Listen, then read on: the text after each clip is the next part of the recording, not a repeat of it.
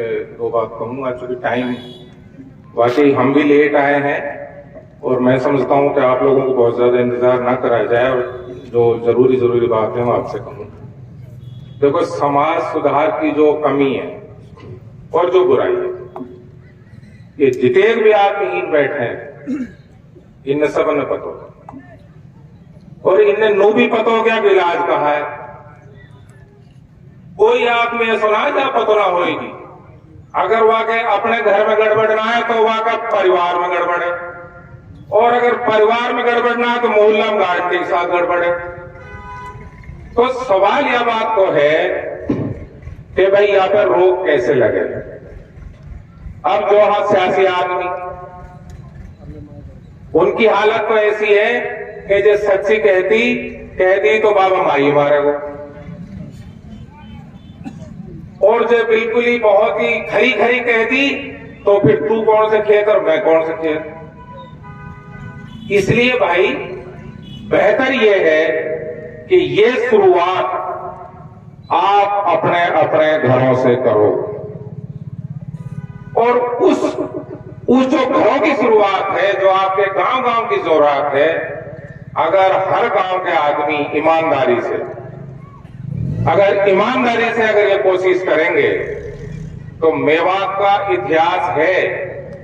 हमारी पंचायतों का, बिरादरी का एक सिस्टम है।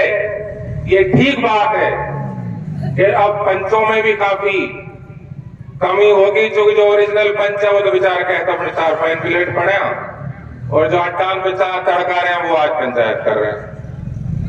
तो इसलिए जो फैसले हैं उनमें भी लोगों की नजर ऐसी लगती है कि भाई यार सही ना करो, ये तो यार गड़बड़ कर दियो। लेकिन एक बात तो आप तय समझ लो, पंचायत खूब हुइयां होती रही हैं। इससे पहले भी हमने कोशिश करी थी कि भाई यह इलाका में गांव कैसे बंद कर दो, बिल्कुल हमारी काई नहीं हुई।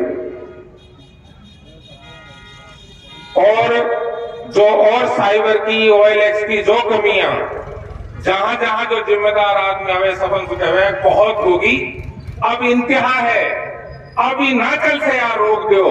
अगर यार ना रोकोगे तो बहुत खराब टाइम देखोगे तब। लेकिन ज्यादा आदमी ने ध्यान ना दियो, इसलिए ये दो सबसे बड़ी बुराई मेवात में, हाँ, जो मेवन के डायरेक्ट चिपकी पड़ियां, और खास तौर से राजस्थान के मेवन के, वो है गौकसी और साइबर। और इन दोनों की रोक अगर हम गांव गए अपनी ईमानदाराना कोशिश करेंगे सब मिलके तो पार पड़ जाएगी। नहीं तो तुम रोज पंचायत जोड़ो और रोज चले जाओगे। अब इन पंचायतन को भी ऐसा हो जाएगा हाल कि दुनिया लोग रहेंगे रोज पंचायत जोड़ा का हाल तक। इसलिए जो भी कोई चाहिए कि बात को फैसलों करके जाओ, चाहिए कि कोई सौंध की जरूरत ना है, लेकिन वहां ऐसे करके जाओ कि जो पार पड़े और वहां को पीछे करो जाए। अस्सलाम वालेकुम, जय हिंद। आयोजनकर्ताओं को मैं बहुत मुबारकबाद देता हूं कि आपने इस तरह का एक जलसा, इस तरह की एक पंचायत का आयोजन किया, जिसमें आप इस इलाके को लेकर, इस इलाके की हालात और परिस्थितियों को लेकर आप गंभीरता से एक जाजम पर बैठकर ये तय करने का काम कर रहे हैं कि हमारी जो स्थिति है, हमारी जो हालात हैं, इस पर हम तमाम लोगों को बैठकर गंभीरता से चर्चा और विचार विमर्श करने की जरूरत है। तो आप सबने, उलमा हजरात ने इसकी पहल की, मैं सबसे पहले मुबारकबाद देता हूं, और इलाके के तमाम जिम्मेदार लोगों से मैं चाहता हूं उन हजरात की हौसला अफजाई एक बार तालियों के साथ करें कि उन्होंने एक बेहतरीन पहल का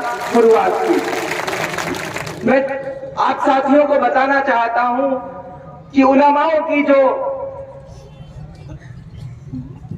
कोशिशें रही हैं इस मुल्क के लिए, मैं केवल इस कौम के मुतालिक नहीं कहूंगा, मैं इस मुल्क के मुतालिक एक बात कहूंगा कि उलमाओं को जब भी इस मुल्क को जरूरत पड़ी, जब भी उलमाओं ने, आप इतिहास उठाकर देख लो, जब भी इस मुल्क को जरूरत पड़ी है, उलमाओं ने आगे अगली लाइन में आकर, अगली पंक्ति में आकर कुर्बानियां दी है इस इलाके को और इस मुल्क को बचाने के लिए।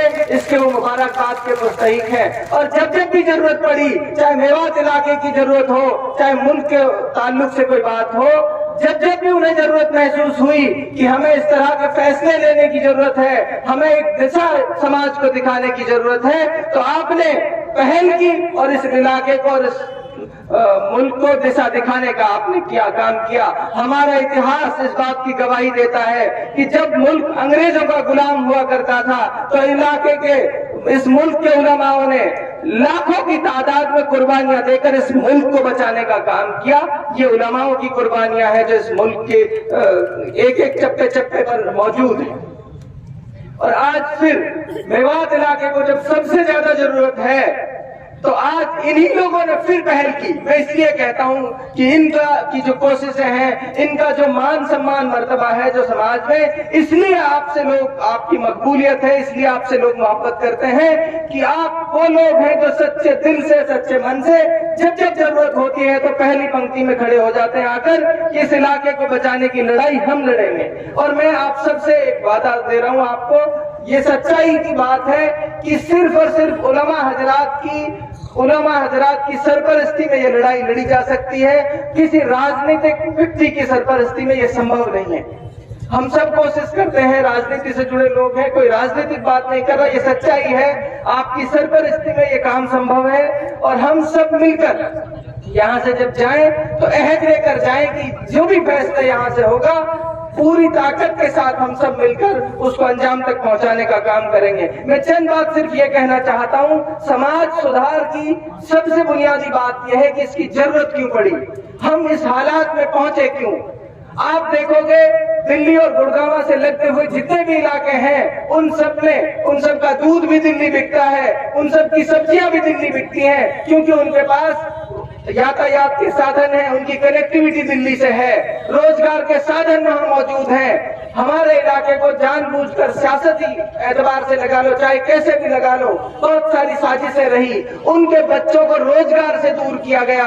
जब एक आदमी के पास रोजगार नहीं होगा तो वो रोजगार नहीं होगा, तो ये किसी एक कौम की बात नहीं कर रहा, तमाम कौमों की बात कर रहा हूँ जिनके पास रोजगार नहीं है, कमाई का कोई संसाधन नहीं है, वो क्राइम की तरफ जाते हैं, वो कानून की परवाह नहीं करते। फिर इसीलिए यही हालात हमारे साथ हुए हैं कि हमको साजिशन, हमारे नौजवानों को इस अंधकार की तरफ धकेला गया है और उस साजिश को समझने की जरूरत है। हम और आप सब मिलकर इन साजिशों को नाकाम करने की कोशिश करेंगे। और साथियों, एक बात और कह रहा हूं आपसे, इस मुल्क पर कुछ फितना परस्त ताकतों की फिर नजर है।